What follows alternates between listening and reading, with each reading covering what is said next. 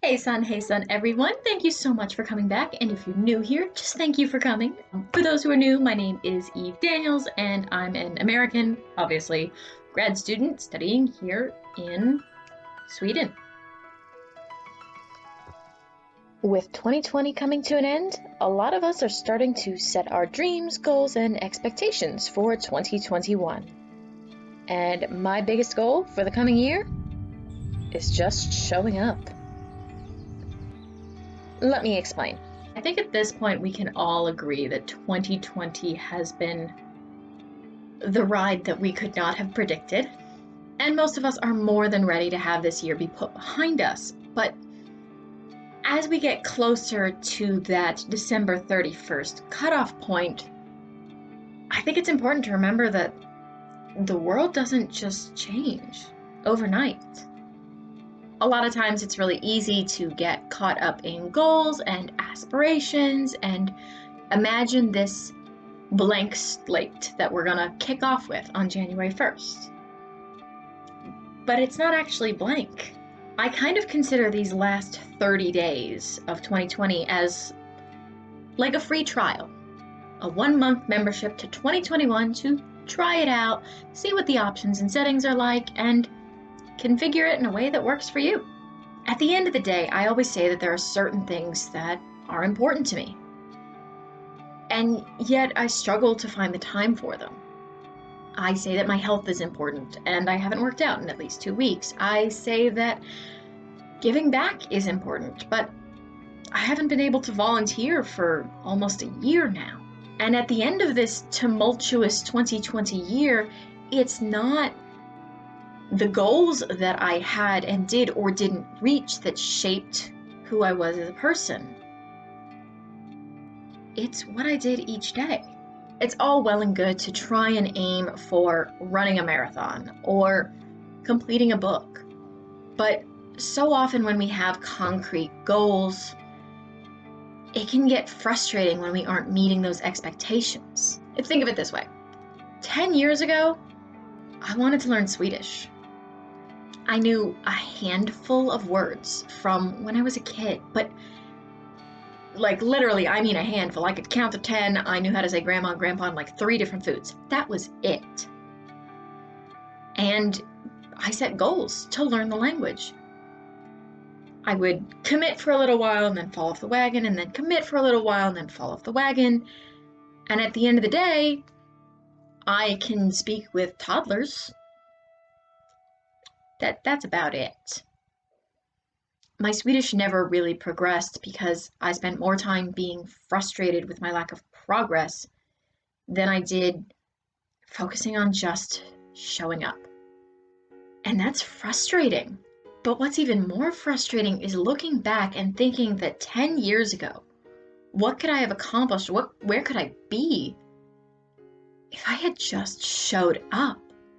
Not put in 100%, not given it my all, just showed up. And yes, we're talking participation trophy levels of involvement here. But you know what? After 2020, I think we all just need a participation trophy at this point. Like, in a world that's constantly changing, where making plans feels all but impossible, imagine what we could accomplish if we just showed up.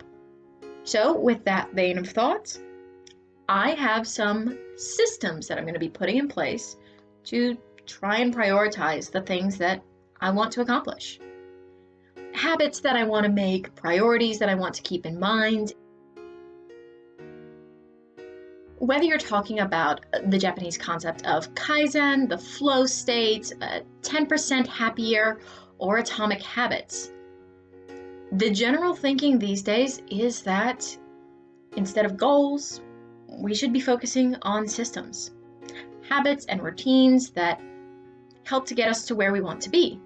And that's a great idea. But I also think it's more than that. I could go a little more into the philosophy of why I'm choosing systems over than deadlines on my website, thenerdynanny.com.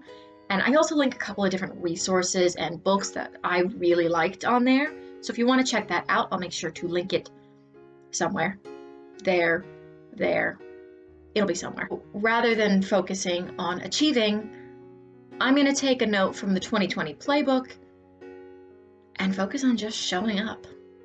The overall goal at the end of the day is not to be able to climb Mount Everest or achieve a certain metric, but to just show up routinely. Not even every day. I'm aiming for about a 70% participation here on behalf of myself for a couple of different reasons. I will actually link a video down below that explains this much better than I can, but basically, I'm trying to remove barriers. 2020 has been hard enough, and there is still so much uncertainty in the world that rather than get frustrated when reality doesn't meet my expectations, I'm going to focus on doing what I can, even if that's the bare minimum. I actually broke down my goals into 3 separate sections. I don't like the word routine for some reason. I don't know why. Maybe I'll figure that out one day. But so instead of a morning routine, I have getting started. Instead of an evening routine, I have my evening ritual. And then I have general goals and aspirations for throughout the day. My general goals and aspirations fall into 4 categories: creative, physical, intellectual, and spiritual. I didn't put down anything specific because what I'm trying to do from day to day and week to week changes a lot. But if I can get 2 out of 4 of those done every day, if I can just show up, that's a win for me. Some of my goals are things that we probably all have: drink more water, exercise, and stay off my phone. The general idea that I'm going with is I want to set SMART goals. When I say SMART goals, I don't mean that other goals are stupid. I mean SMART, as in specific, measurable, achievable, realistic, and timeable. This is something I first learned about in business school, to be honest, but lately I've been seeing it more on productivity YouTubers' websites, and it's a good system. When I talk about specific, I talk about things like spending time taking really good care of my teeth, because I've had root canals before. My teeth are not the greatest. I have dental problems. I do not want to get another root canal. I have had enough root canals. I want to keep the teeth that I have.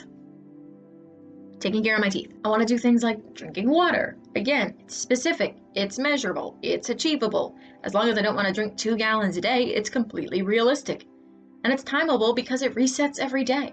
I want to stay off my phone and social media because, especially as the days get darker here, it is being all too easy for me to devolve into a spiral of likes and shares and social media binging that is just not healthy for me or my mental state. And it's that last bit, the social media bit, that matters here. Because included in that is YouTube. I love making videos and I'm having a lot of fun with this, but I have a lot of coursework coming up in December. And I'm going to be starting a new project in the spring that I need to prepare for. And it's just a lot. So, rather than swearing off social media in January, I'm going to be blocking my social media accounts in December, and in January, bringing back what I think is healthy. Because starting cold turkey on January with no carbs or no sugar or exercise 10 times a day or never looking at your Instagram is an unrealistic expectation. So I'm using my trial period, also known as the month of December, to figure out what's going to work for me. And on that note, I will be seeing you lovelies back in the new year. Hopefully things will be better, calmer, less terrible. Less terrible would be good. Can we just aim for that? But until then, I hope you are well. I hope you are safe. And I'll see you in 2021.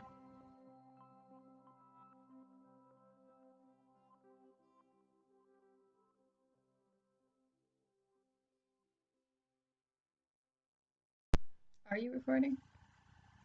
I think you're recording. Okay.